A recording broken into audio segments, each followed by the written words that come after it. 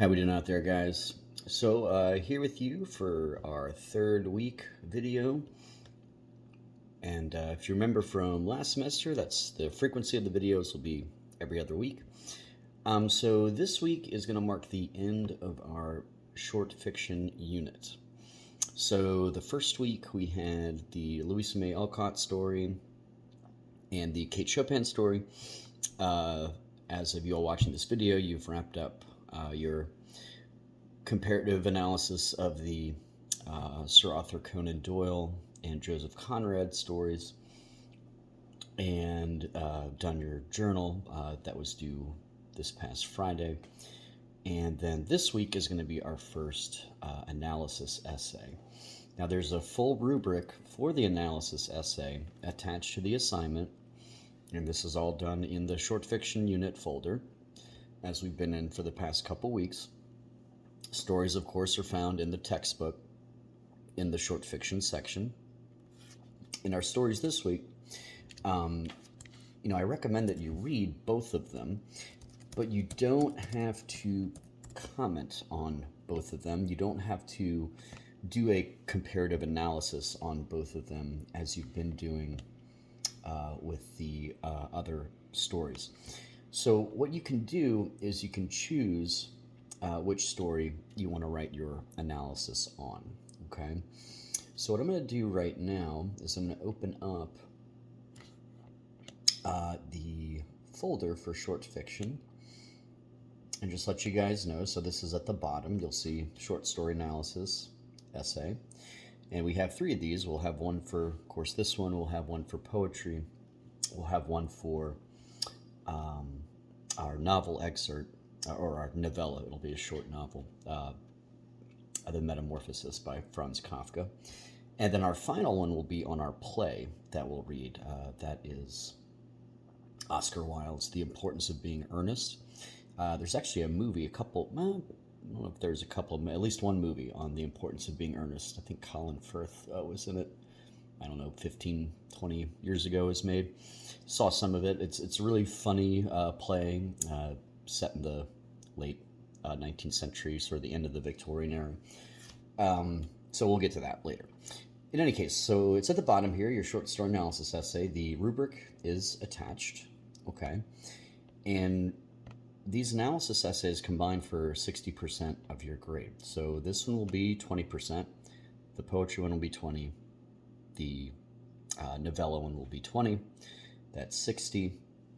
Of course, our class and homework is 15, 75% there, and then our final paper is the remaining 25% on the play. So you see here the rubric. It's a outline of all the expectations. The requirements, the grading rubric are there, asking you to analyze one of the stories, either Charlotte Perkins Gilman's The Yellow Wallpaper or Nathaniel Hawthorne's Young Goodman Brown, on the basis of plot.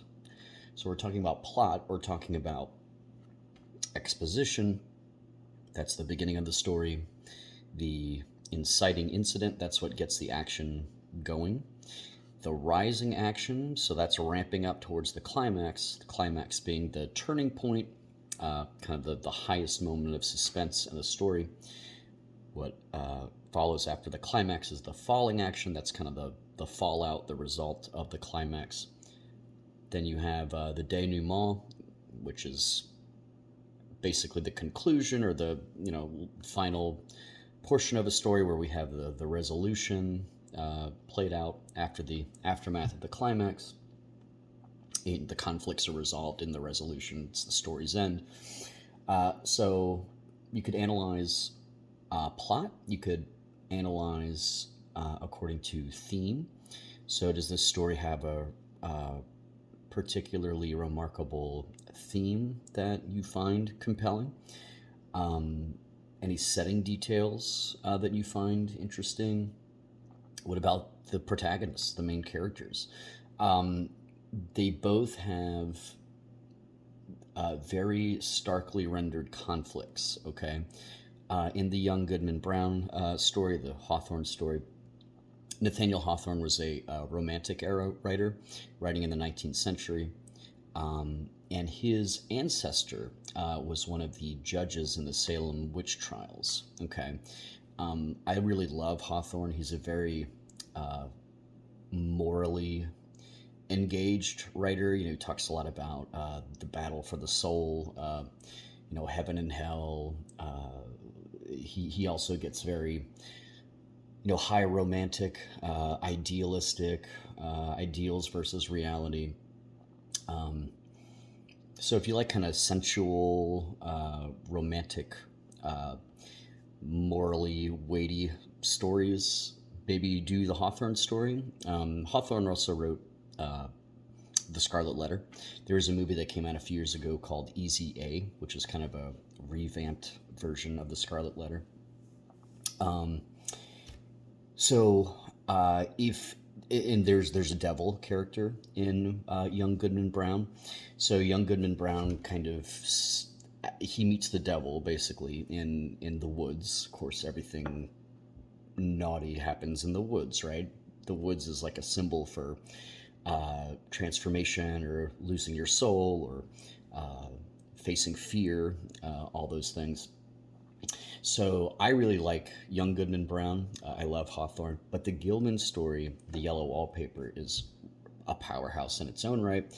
It features a woman who we have to ask ourselves, is she going crazy? Are the people around her kind of gaslighting her? It has, The Yellow Wallpaper has kind of a feminist edge to it. So if that appeals to you, you might go that direction. The Yellow Wallpaper, I think, might be a little longer than Young Goodman Brown, but it all depends. Really, I recommend that you read both of them. Are you going to read both of them? That's up to you. So what I'm going to do real quick, just to verify what I'm saying, is I'm going to go look at the stories and kind of give you a little sneak peek into how long these stories are. So The Yellow Wallpaper is toward the bottom of our unit. Yeah. Decent length, okay. But it actually looks shorter. Maybe it's just the way that it's formatted on the page. It looks shorter than what I remember. Okay, now let's look at Young Goodman Brown.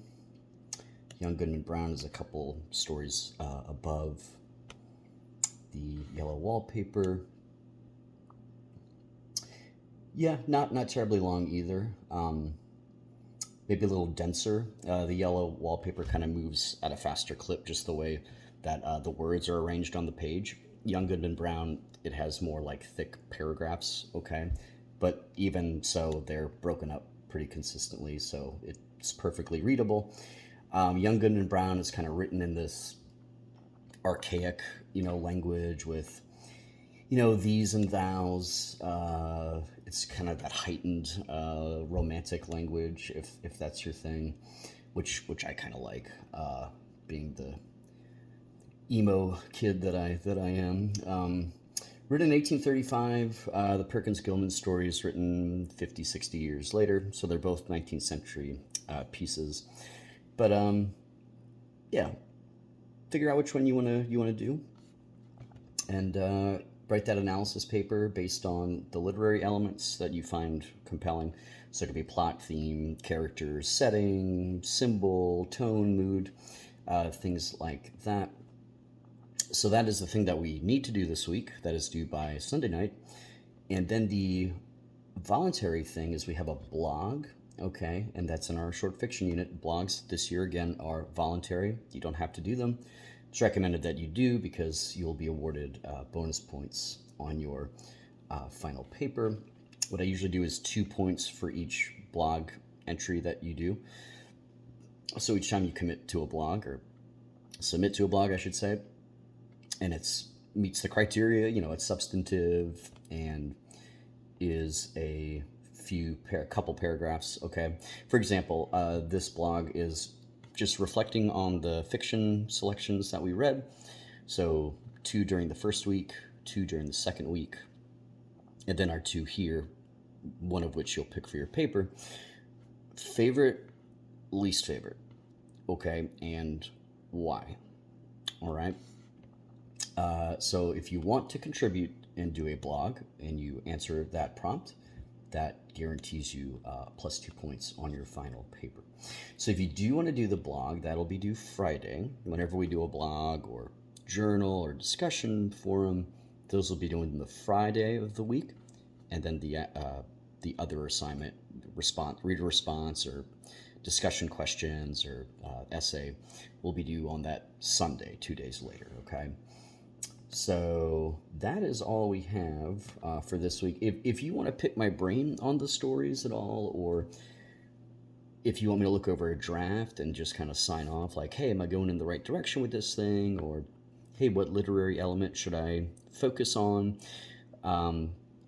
It's probably good to have like a combination of literary elements. I mean, not too many, because you want to narrow your focus, but maybe do plot and theme, or maybe character and setting. Okay. Setting oftentimes will affect a character's motivation. Okay. So you kind of see how these literary elements kind of play off of each other as well, if you want to do that. Yeah, if you want to pick my brain about anything having to do with the paper, I'm happy to engage with you guys via email. The rubric is very detailed. Okay. So on the criteria of grammar mechanics, literary references, so you do have to cite. Okay, so one thing I'm noticing is when you guys cite, when you quote, make sure that you give the author's last name, and if the page number isn't available, try to give the paragraph number. Okay, so that you're being, meticulous and specific about parenthetical citations. So make sure you do give your references, your citations. You shouldn't be using any secondary sources. So you shouldn't be going to Schmoop or SparkNotes. I mean, if you want to go to those things just for some extra enhancement of your understanding of the stories, that's fine, but you don't want to be like paraphrasing or quoting from Schmoop or SparkNotes or anything like that. So the thoughts about the story should come from your head, okay?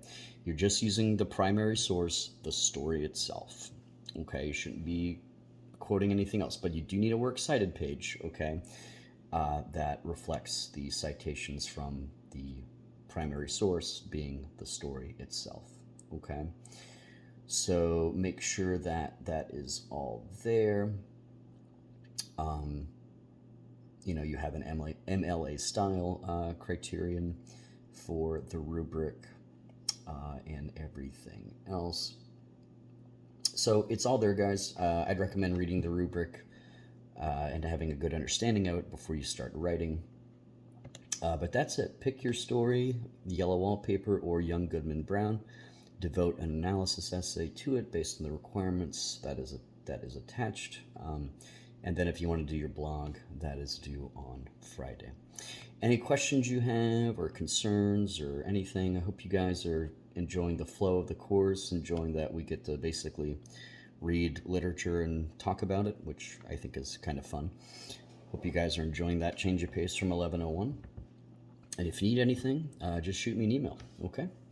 All right, have a good week. Peace.